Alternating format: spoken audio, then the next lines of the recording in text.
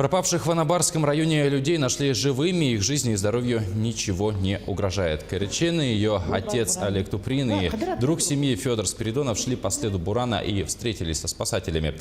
Сейчас они находятся дома.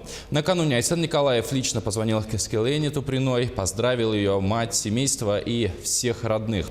Спасатели обнаружили пропавших в местности Средней около 6 часов вечера. Ранее сообщалось, что у потерявшихся сломался снегоход, но, как оказалось, на самом деле закончилось топливо. Они сбились с пути и скрылись в Балке. Поиски вели в том числе с помощью вертолетов. Один из них потерявшиеся видели, но экипаж их не заметил. А уже ближе к вечеру пропавшие увидели огни спасателей, разожгли костер, чтобы их обнаружили. В 20 часов все две бригады спасательные и потерявшиеся люди приехали в поселок Ирюнхая.